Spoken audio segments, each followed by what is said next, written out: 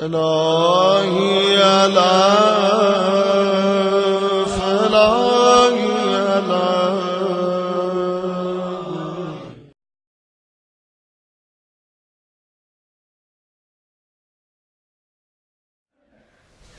الحمد لله رب العالمين، الصلاة والسلام على أشرف الأنبياء وخاتم النبيين وعلى آله الطيبين الطاهرين المعصومين، واللعن الدائم على أعدائهم أجمعين من الآن إلى قيام يوم الدين. قال رسول الله صلى الله عليه وآله وسلم: إني تارك فيكم الثقلين، كتاب الله وعترتي أهل بيتي، ما إن تمسكتم بهما لن تزلوا بعدي، لن يفترقا حتى يرد علي الحوض. صلوات پڑھیں بلند آواز سے.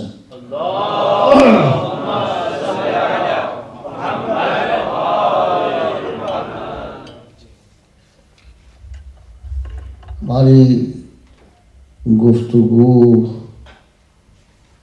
پیغمبر اکرم کی معروف و مشہور حدیث، جس کو سینکڑوں کی تعداد میں علماء اہل سنت اور سب شیعہ علماء نے اپنی کتابوں میں جگہ دی ہے، جو متواتر احادیث میں سے ہے، جس پر عمل نہ کرنا کفر ہے. آج اس حدیث شریف کے مصادیق میں سے اس کا بارز اعلیٰ اور ارفع مصداق حضرت مولا امیر المومنین علی ابن ابی طالب علیہ الصلاۃ والسلام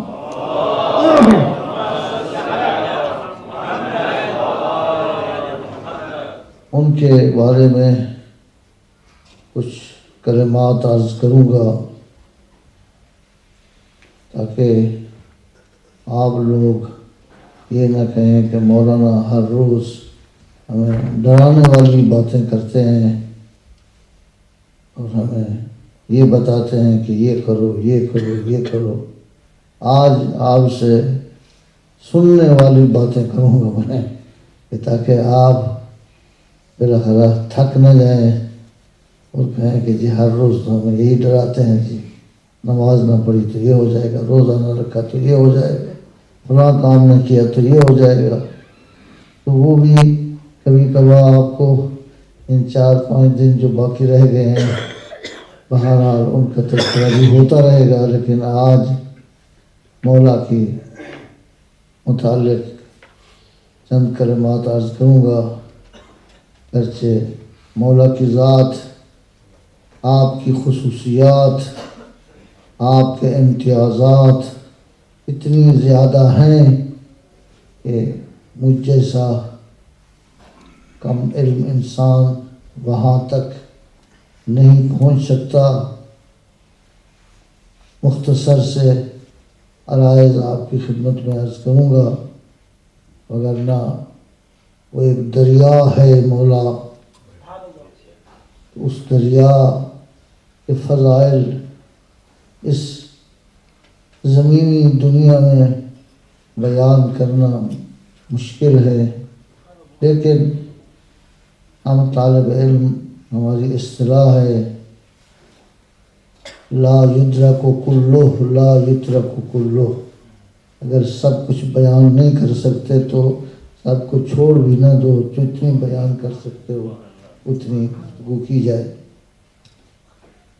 آپ سب حضرات جانتے ہیں کہ پوری کائنات میں نبی مکرم اسلام کے بعد اس کائنات کی سب سے عظیم شخصیت امیر المومنین۔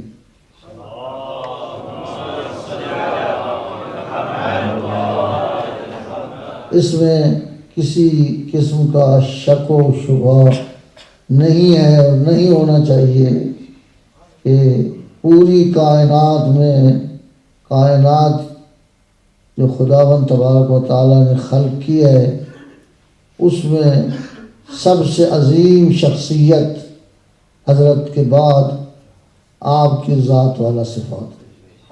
کوئی نبی، کوئی وصی، کوئی ولی آپ سے افضل یا آپ کے برابر نہیں ہے۔ یعنی ایسا نہیں ہے خدا نے 1,24,000 پیغمبر بھیجے ہیں، ہمارے نبی کو الگ کر دیں تو کوئی نبی نہ آپ سے افضل ہے نہ آپ کے برابر ہے، بلکہ میرے مولا سب سے افضل ہے۔ نعرہ حیدری، نعرہ صلوات۔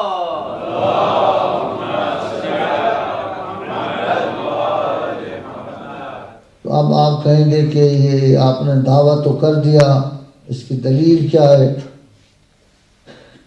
ممکن ہے کہ کچھ ایسے لوگ بھی ہوں فی قلوبہم زیغ، جن کے دل جو ہے وہ کھرے نہ ہوں، وہ کہیں کہ جی یہ جو مولانا آپ نے بڑا دعویٰ کر دیا، پوری کائنات میں اپنے مولا کو آپ نے سب سے افضل قرار دے دیا، ہمیں کوئی دلیل بھی بتائیں کہ دلیل کیا ہے، کہاں سے آپ کہہ رہے ہیں؟ تو کچھ ادلہ تو قرآن و حدیث سے ہیں، وقت ملا تو آج یا کل میں عرض کروں گا، لیکن سادی سی دلیل ادلہ میں آپ کی خدمت میں عرض کرنا چاہتا ہوں کہ جو ہر انسان جانتا ہے، وہ لوگ جو دل کے کھوٹے ہیں ان کو بھی یہ علم ہے۔ میں آپ سب سے پوچھتا ہوں کہ مجھے یہ بتائیں کہ کسی نبی کی، کسی ولی کی، کسی وصی کی ولادت خانہ خدا میں ہوئی ہے؟ آج تک کوئی نبی، کوئی ولی، کوئی وصی، کوئی ایسی شخصیت آپ ہمیں دکھا سکتے ہیں کہ جس کی ولادت خدا کے گھر میں ہوئی ہو؟ آپ کو پتہ ہے خدا کے گھر میں ولادت ہونے کا کیا معنی ہے؟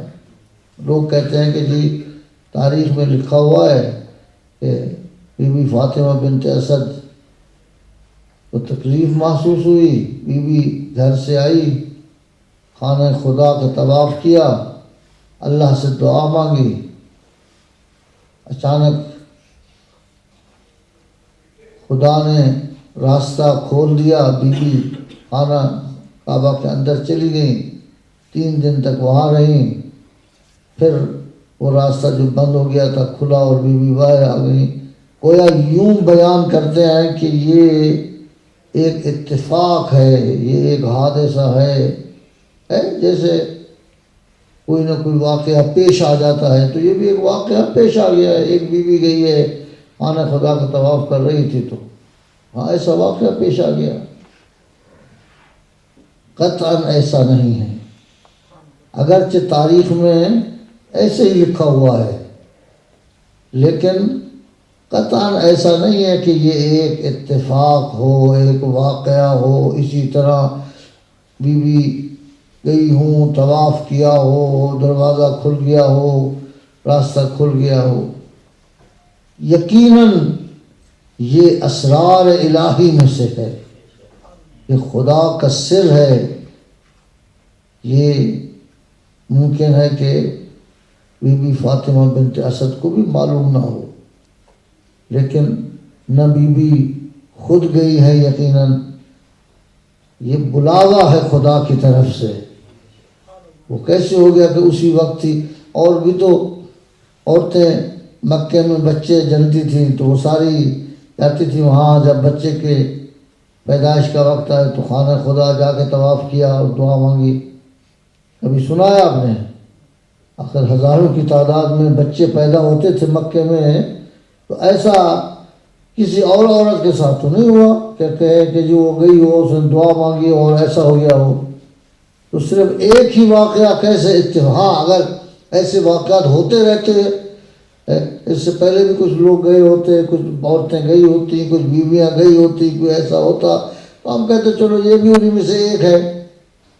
آج تک نہ کسی مورخ نے لکھا ہے کسی کے بارے میں، نہ تاریخ میں ایسا کوئی قصہ، ایسا واقعہ موجود ہے. حضرت ابو طالب کے اور بھی تو بیٹے تھے، ان کے بارے میں یہ ایسا کیوں نہیں ہوا؟ حضرت ابو طالب کثیر الاولاد تھے، 11 بیٹے ان کے لکھے گئے ہیں، تو کثیر الاولاد تھے، تو ان کی بارے میں ان کی مائیں کیوں نہیں گئیں وہاں جا کر؟ ایسا کہ کیوں نہیں ہوا؟ تو اگر انسان غور و فکر کرے اور سوچ و بچار کرے تو اس سے پتہ چلتا ہے کہ خالق کائنات نے یہ انتظام کر رکھا تھا پہلے سے. بی بی کے ذہن میں یہ بات ڈالی گئی الہام کے ذریعے سے، یا جس ذریعے سے وہ خدا خود بہتر جانتا ہے کیسے بی بی کو تیار کیا گیا کہ تم نے وہاں جانا ہے. یہ ایک اتفاق اور حادثہ نہیں تھا. اور پھر وہاں گئی، وہ خود بخود بی بی فاطمہ بنت اسد کو کیسے پتہ تھا یہ دیوار میرے لیے کھل رہی ہے؟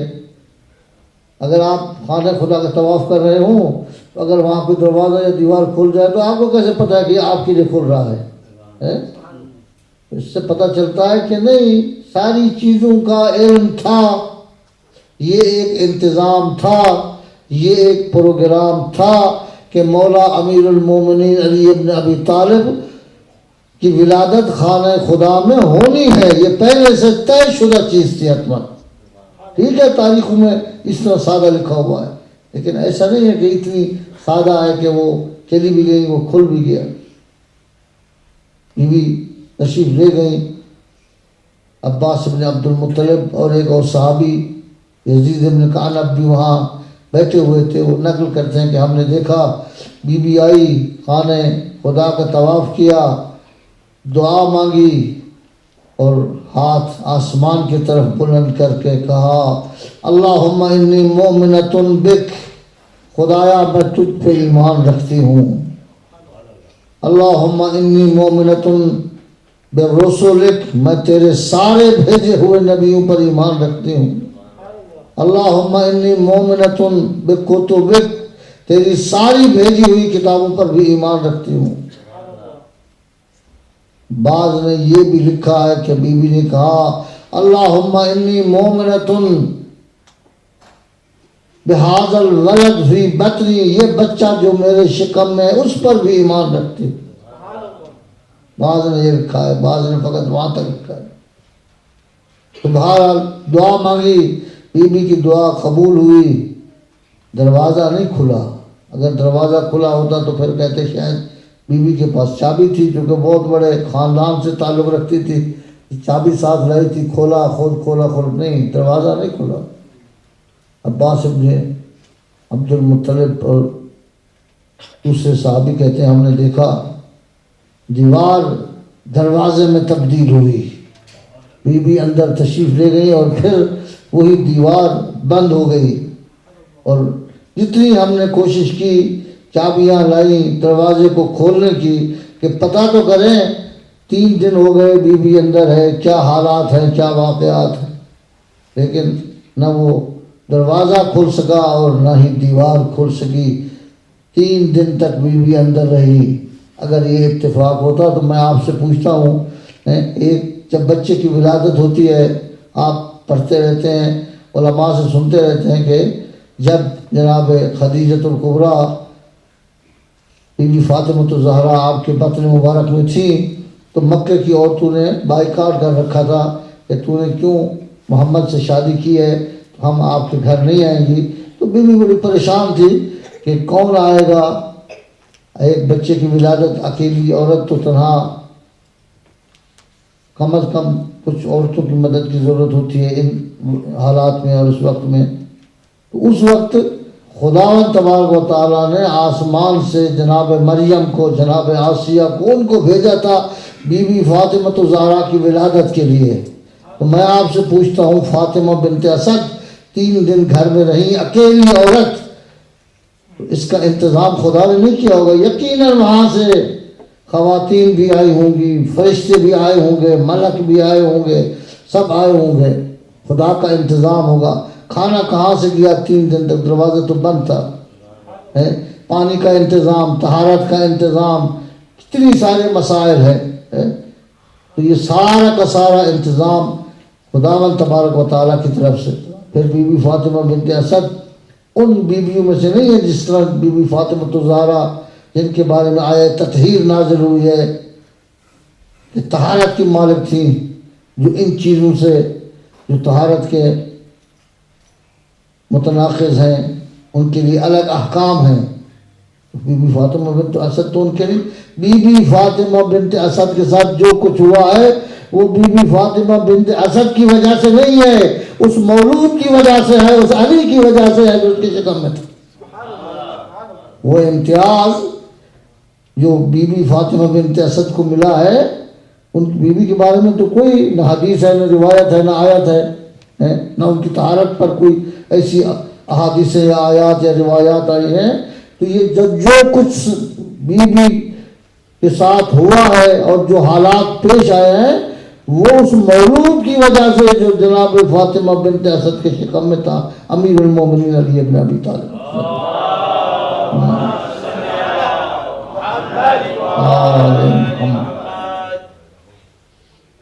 یہ امتیاز تھا مولا کا۔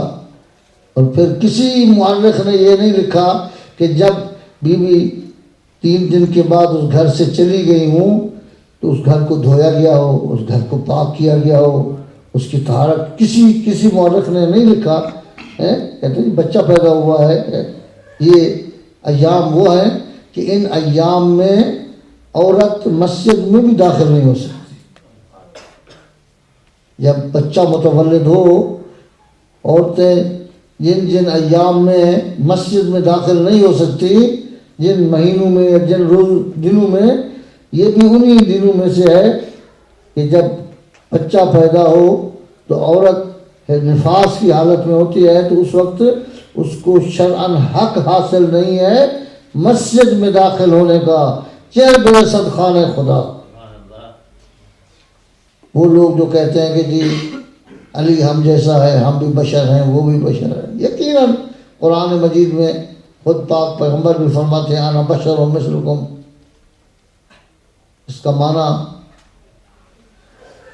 یہ نہیں ہے کہ وہ ہم جیسے ہیں، ہاں ظاہر ہے کہ وہ ان کی بھی ولادت ہوئی ہے، یعنی وہ آسمان سے نہیں ہے، ان کی بھی ماں ہیں، ان کے بھی باپ ہیں، ان کی بھی ولادت ہوئی ہے، لیکن یہ کہنا کہ جی وہ ہم جیسے ہیں، روایات میں اور احادیث میں ہے نحن اسرار اللہ بحیاکلکم، فرماتے ہیں ہم اللہ کے اسرار میں سے ہیں، لیکن ظاہری طور پر جسم کے لحاظ سے آپ جیسے ہیں۔ ہم اسرار خدا ہیں، یہ اسرار الہی ہیں، ایسا نہیں ہے کہ مجھ جیسے یا آپ جیسے یا فلاں جیسے۔ ٹھیک ہے، ظاہری ولادت یہ ہوتی ہے۔ تو میں ان سے پوچھنا چاہتا ہوں جو کہتے ہیں جی یہ ہم جیسے ہے، تو تیری ماں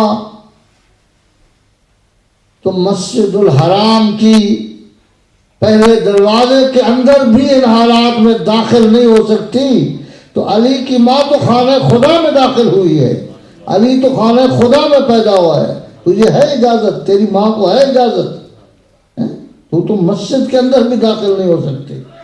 تو یہ کہنا کہ ہم جیسا ہے علی یا ہم اور وہ ایک جیسے ہیں، یقیناً یہ باتیں اور یہ ایسی گفتگو جو ہے، ہاں ہم جیسے سے مراد یہ ہے کہ بالاخرہ ان کی بھی والد ہیں، ان کی بھی والدہ ہیں، اس طرح پیدا ہوئے ہیں۔ یہ ہے امتیاز امیر المومنین علی بن ابی طالب کا۔ اور پھر جب 3 دن کے بعد بی بی باہر تشریف لے آئی تو خود پیغمبر استقبال کو کھڑے تھے امیر المومنین کے استقبال کے لیے۔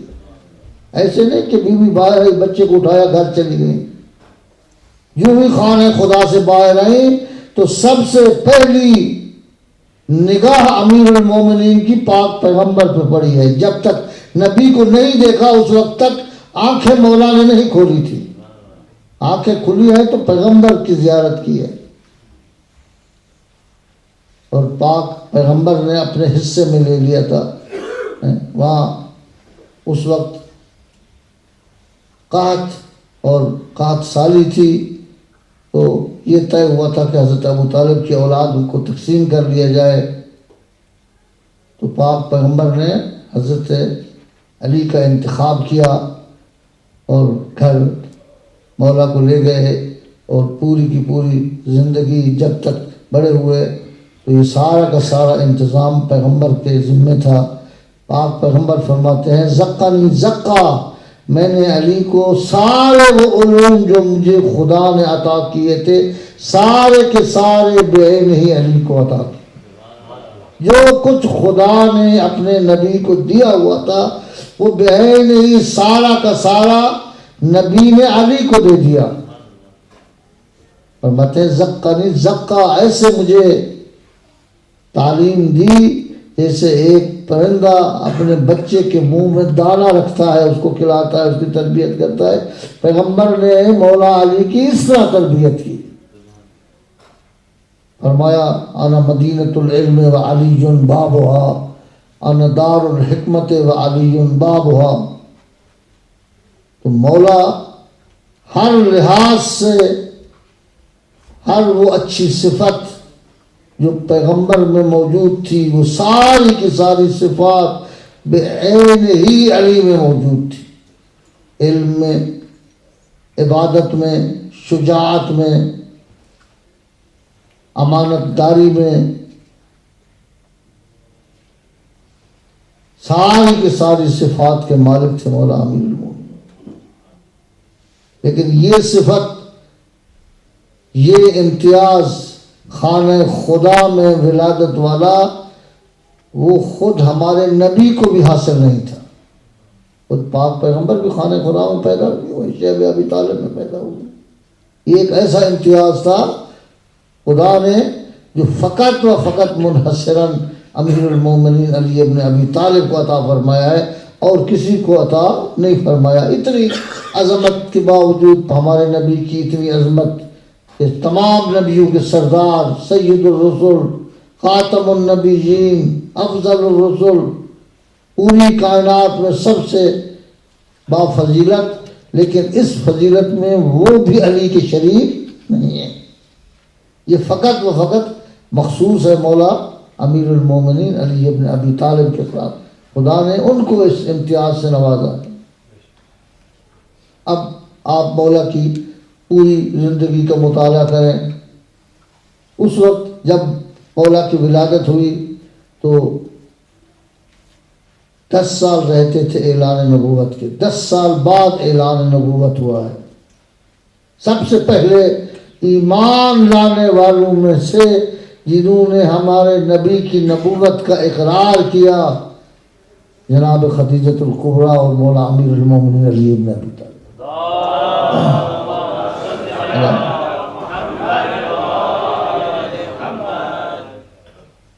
سب سے پہلے ایمان لانے والے یہ دو شخصیات تھیں. مولا جب نماز پڑھایا کرتے تھے تو سب سے پہلے مامومین میں مولا اور بیوی خدیجۃ الکبریٰ ہیں کہ جو پاک پیغمبر کے پیچھے نماز پڑھتے تھے.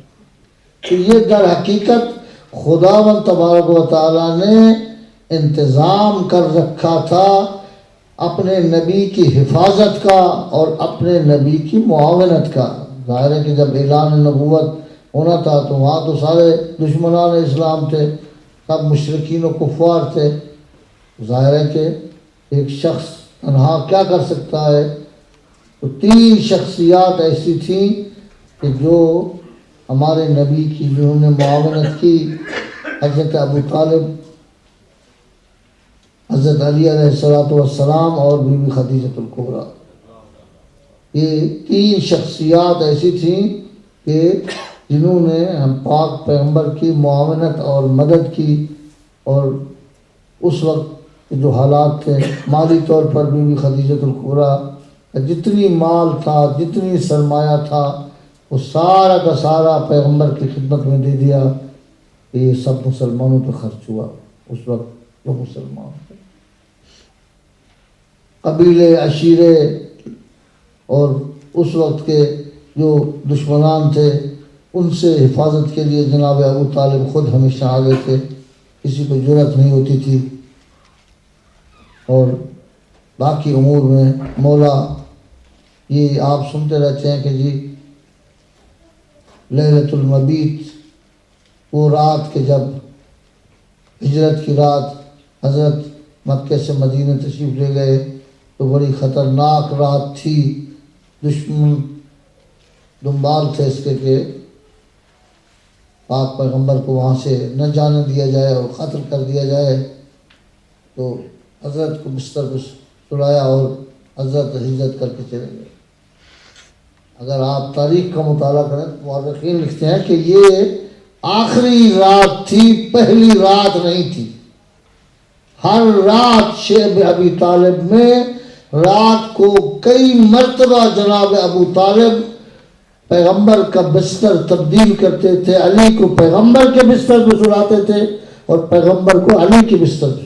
رات کو کئی مرتبہ 3 سال تک مسلسل امیر المومنین اپنے بابا کے حکم سے پیغمبر کی حفاظت کرتے رہے شیب ابو طالب.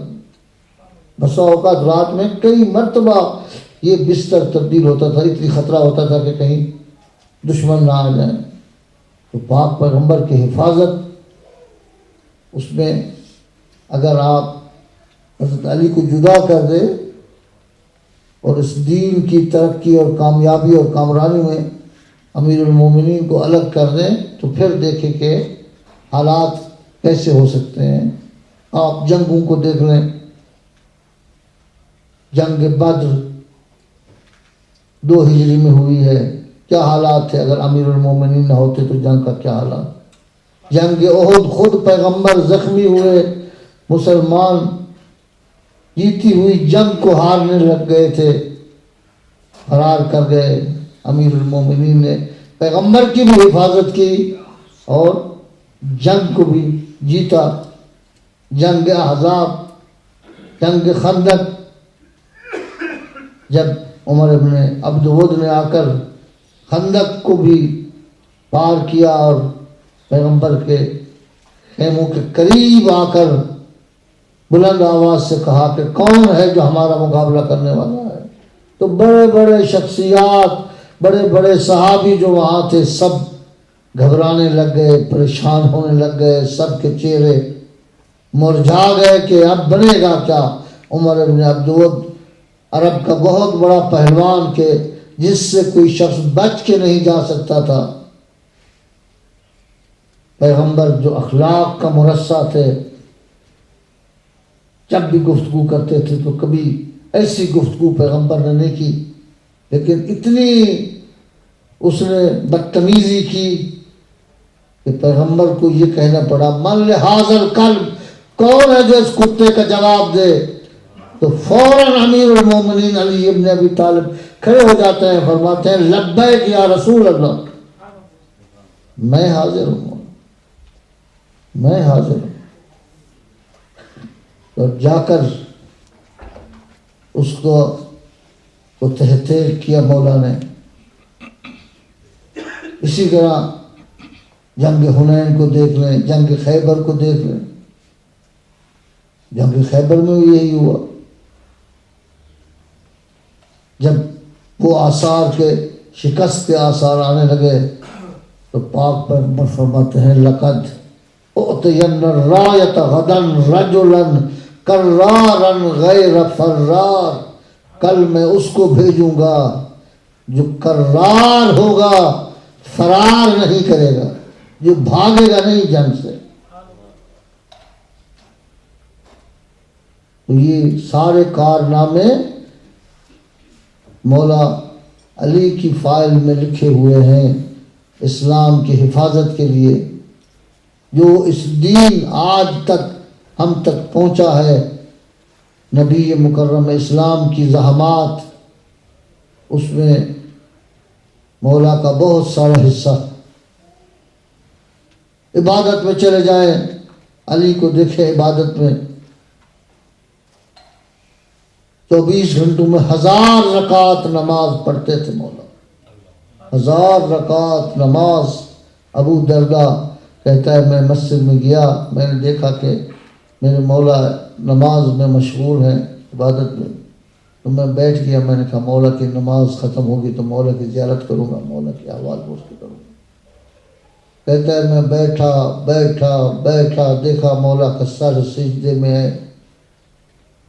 اتنی وقت گزر گیا تو میں پریشان ہوا، میں نے کہا کہ پھر میں اٹھا، مولا کے قریب گیا، پھر میں نے جا کے مولا کے شانوں کو ہلایا تو ایسا پتہ چلا کہ کوئی حرکت ہی نہیں ہے جسم میں، جسم میں کوئی حرکت ہی نہیں ہے۔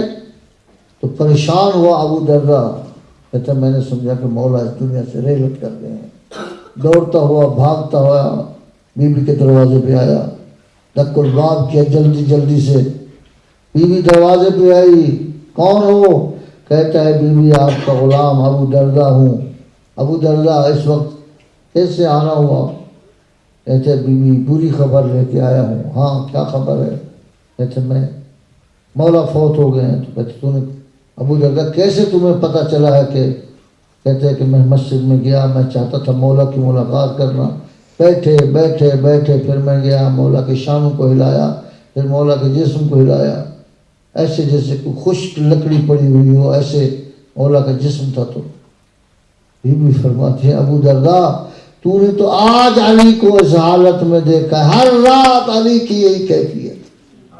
علی جب خدا کے دربار میں جاتا ہے، جب عبادت میں مشغول ہوتا ہے تو ہر رات علی کی صورتحال یہی ہوتی ہے۔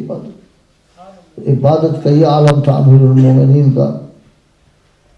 سید سجاد کے پاس امام باقر لکھا ہے کہ یا بعض کہتے ہیں غلام آیا تو کہا مولا کتنی آپ سجدے ہیں، سید الساجدین کہلاتے ہیں، زین العابدین، کتنی آپ نے سجدے، کتنی عبادتیں، کچھ عبادت کم کر دیں۔ فرمایا بیٹا باقر میری عبادت کجا، علی کی عبادت کجا، ابھی تو میں وہاں تک بھی نہیں پہنچا۔ وہ کہتا ہے میری عبادت زیادہ ہے، میں سید الساجدین زین العابدین، میری عبادت کجا، تیرے جد علی کی عبادت کجا۔ تو سید سجاد بھی علی کی عبادت تک نہ پہنچ۔ عبادت کا یہ عالم تھا۔ اور علم کے لحاظ سے جو کہ پیغمبر نے فرمایا تھا کہ جتنی علم میرے پاس تھا، جو کچھ تھا وہ میں نے علی کو منتقل کیا۔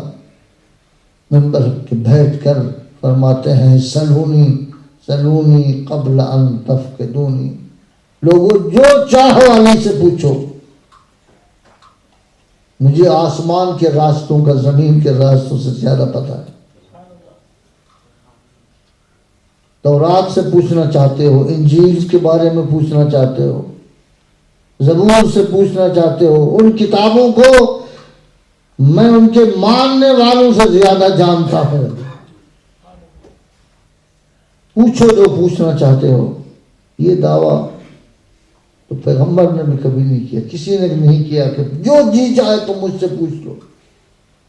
تو علم کی یہ کیفیت تھی کہ فرماتے ہیں سلونی قبل ان تفقدونی، جو تمہارا جی چاہے وہ علی سے پوچھو۔ اخلاق میں غلاموں کے ساتھ بیٹھ کر کھانا کھاتے تھے۔ ایک غلام کو کہا کہ تو آزاد ہے چلا جا، کہتے ہیں مولا کہاں جاؤں، تیری غلامی میری آزادی سے بہتر ہے، تیری خدمت میں رہوں وہ میرے لیے بہتر ہے کہ میں آزاد ہو کے چلا جاؤں کہاں جاؤں، کون سا ایسا شخص مجھے ملے گا علی جیسا۔ اخلاق، ادب، عبادت، ہر چیز میں مولا پوری کائنات میں نبی مکرم کے بعد سب سے افضل تھے، کوئی آپ کا مد مقابل نہیں تھا۔ اس لیے خدا نے علی کو نبی کا وسیع انتخاب کیا، پاک پیغمبر کا جانشین مقرر کیا. وہ ایسے تھوڑے بن گئے ہیں انسان. آپ کہیں کہ جی کوئی رشتہ داری تھی خدا کی علی کے ساتھ اور باقیوں کے ساتھ نہیں تھی. وہ امتیازات جو علی میں موجود تھے، وہ خصوصیات جو امیر المومنین میں موجود تھے.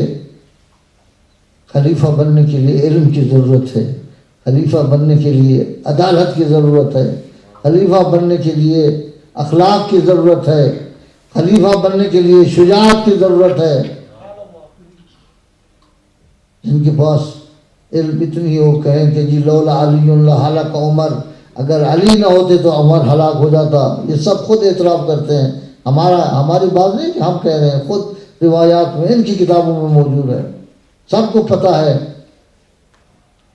کہ علی جیسا علم بھی ان کے پاس نہیں تھا، اخلاق بھی نہیں تھا، شجاعت بھی نہیں تھی. کون سا ایسا شخص ہے کہ جس کے پاس یہ سارے امتیازات جو امیر المومنین کے پاس تھے؟ خدا نے اگر خلیفہ اور جانشین اپنے نبی کا معین کیا ہے، اگر وقت ملا تو غدیر کے بارے میں وہ اعلانات جو قرآن مجید میں جو آیات آئی ہیں عرض کروں گا. وہ اس لیے نہیں تھے کہ کوئی خاص رشتہ داری تھی کسی کے ساتھ، نہیں. پاک پیغمبر نے کبھی رشتہ داری کو معیار و ملاک بنایا ہی نہیں ہے، بلکہ اس کی وجہ یہ تھی کہ یہ خصوصیات تھیں جو امیر المومنین میں موجود تھی. پیغمبر فرماتے ہیں لَوِ اجْتَمَعَ النَّاسُ عَلَىٰ حُبِّ عَلِيٍّ، اگر ساری دنیا علی کی محبت پہ جمع ہو جاتی، لما خلق اللہ النار، تو خدا جہنم کو بھی پیدا نہ کرتا. اگر مخلوق ساری جمع ہو جاتی محبت امیر المومنین پر، لما خلق اللہ النار، خدا جہنم کو بھی پیدا نہ کرتا. یہ امتیازات تھے میرے مولا کے.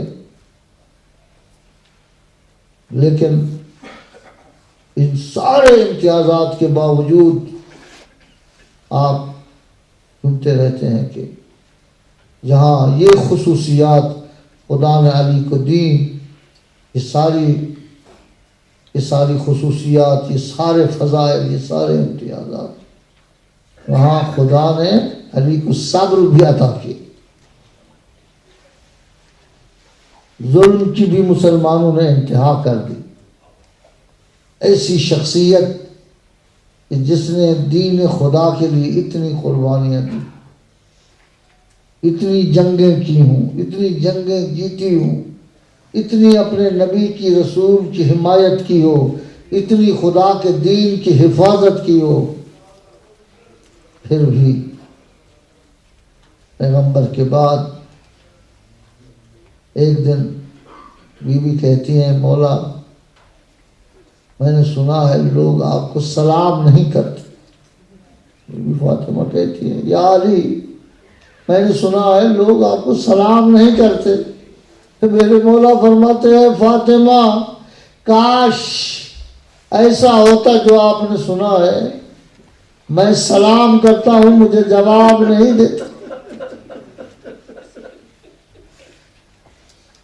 کاش ایسا ہی ہوتا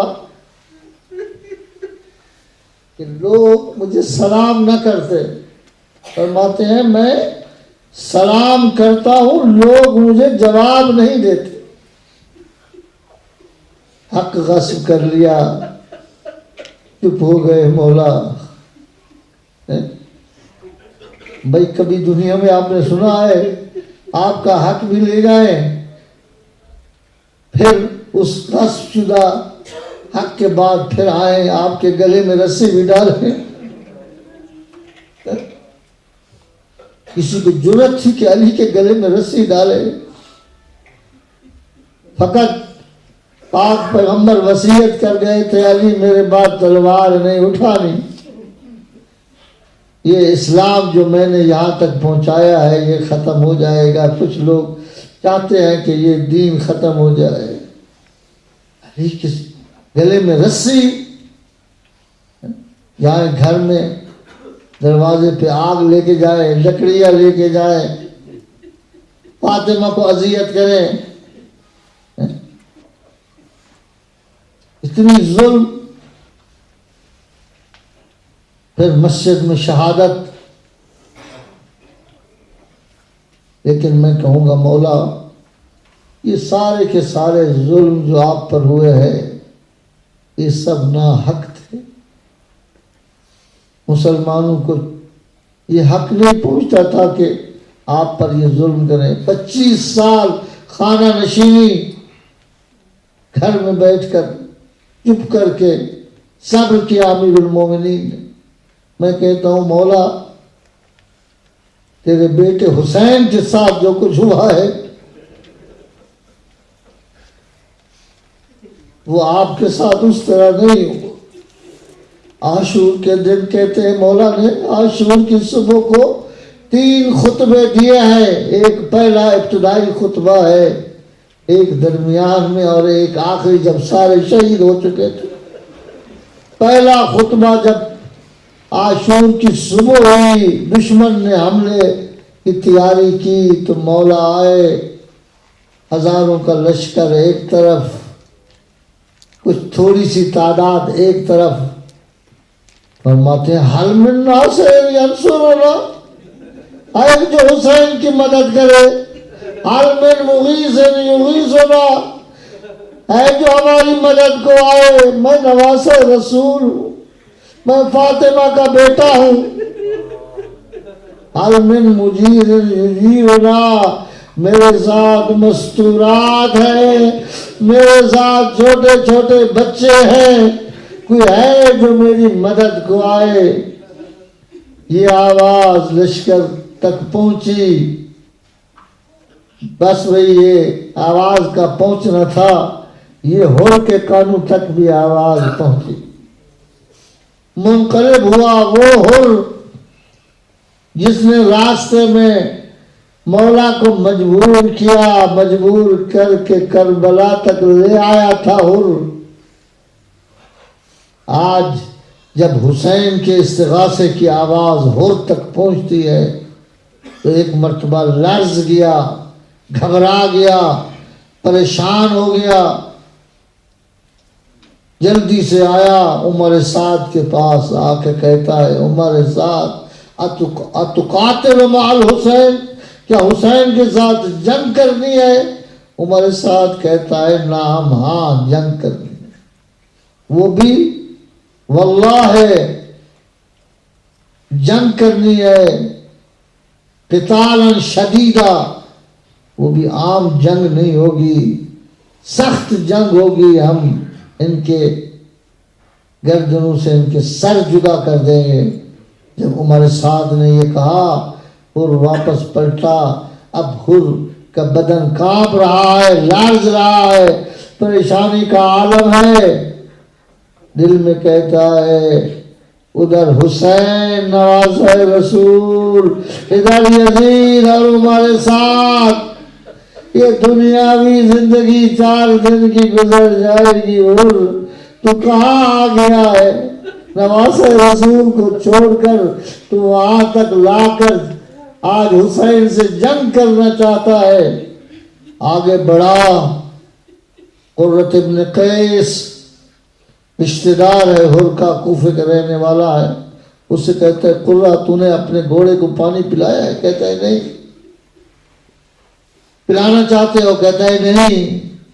پھر دوبارہ آواز خیمے سے آئی حل من ناصر ینصرنا، حل من مغیث یغیثنا، ہے جو حسین کی مدد کرنے کو آئے. جب دوبارہ استغاثہ بلند ہوا تو قرۃ ابن قیس کو اور کہتا ہے قرہ کیا تو دیکھ رہا ہے حسین کیسے استغاثہ کر رہا ہے، کیسے مدد مانگ رہا ہے حسین؟ ہم خاموش ہیں. چلنا چاہتے ہو؟ آتے ہو ہمارے ساتھ؟ چلے حسین کے دروازے پہ چلے، معافی مانگ لیں مولا سے. قرہ کہتا ہے نہیں حر، میں نے نہیں جانا، میں نے فیصلہ کر لیا ہے.